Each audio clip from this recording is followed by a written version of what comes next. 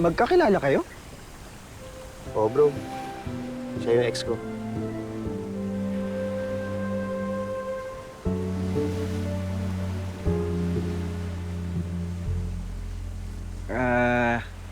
Iwan ko muna kayo. May gagawin lang ako. Ay, hindi. Aalis na rin ako. Bibigyan ako kay Ma'am Elsa. Hi! What did you do? Wala. Ano nangyari doon? Ba't ang putla para nakakita ng multo? Ano ka ba? Hindi mo to nakita noon. Eh ano? Itong ex niya. Ikaw? Oo. Ay! Oh my God! Yung ba na? Hindi ko nga kilala yun. Ikilala? Dami-tabing tao rito. Ikaw talaga nilapitan. Hindi ko nga alam kung bakit ako. Hindi ko naman siya kilala eh. Ikaw, Pitoy. Sigurado ka, ha? Oo, sigurado ako. Ano ka ba? Kalma lang. O, tara. Anong tara? Swimming tayo. Para hindi naman luminit yung ulo mo. Ayoko.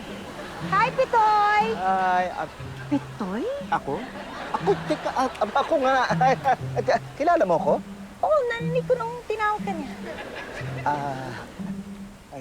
Si ano nga pala, asawa ko si... Elsa! Hello! Hello! Estelle! Gusto niyo mag-paddle? Magsuswimming kami. Oh, kala ko ba ayaw mo? Ay, hindi ito magsiswimming nga. Oh, no problem, no problem. Sige, enjoy, ah. Okay. Let me know if you wanna play.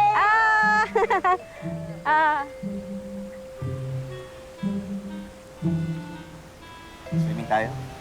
Swimming ka mag-isa mo.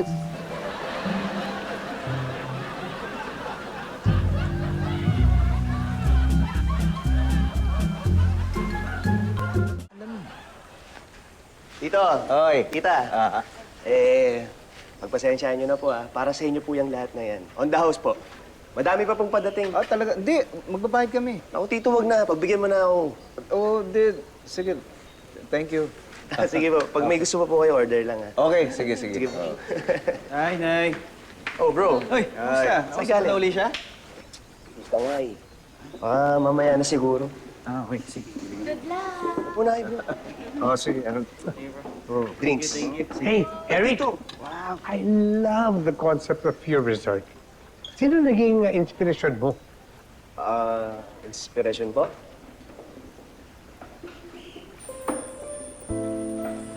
Actually, yung ex ko po. Sabay po namin pinangarap to dati eh. Kaya lang, ayun, naghiwalay po kami. Pero okay lang po yan. Sige. Kumain na po kayo. Sige, sige. Kain na raw.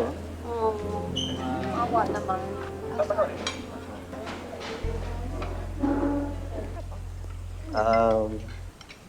Pwede bang dito ako maupo? Baby, doon na kayo sa upuan namin. Oo, sige. Alka, tara, doon tayo, lipat tayo. Yes, Ate Baby, gusto lumipat ng lumipat. Dito lang tayo. Gigil ka nga. Tara na. Tara na, halika na natin. Vanessa. Pwede ba tayo mag-usap? Okay. Ano mo pag-uusapan? Yung tayo. Naisip ko kasi di yata ako nakapag-sorry sa'yo nung naghiwalay tayo. Wala yun. Kalimutan mo yun. Di. Mali ko eh. Nawalan ako ng oras sa'yo. Masinuna ko yung trabaho. Hanggang yun, di ko na kinaya. Kaya pag-iwalay ako sa'yo. Alam mo, mga bata pa tayo nun. Tsaka may kasalanan na rin naman ako eh. Masyado akong naging demanding sa oras mo. Kaya sa tingin ko tama lang nung nag-break tayo. Pero, sa tingin mo ba, may chance pa na magbalikan tayo? Ha?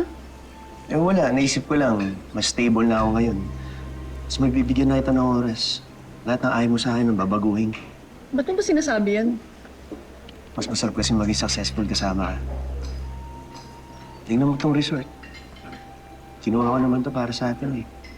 Sorry, Erica. Naka-move on na kasi ako eh. Sana naka-move on ka na rin. Tsaka ayoko rin naman isipin nila na kaya ako makikipagbalikan sa'yo kasi lumamad ka na. Sorry.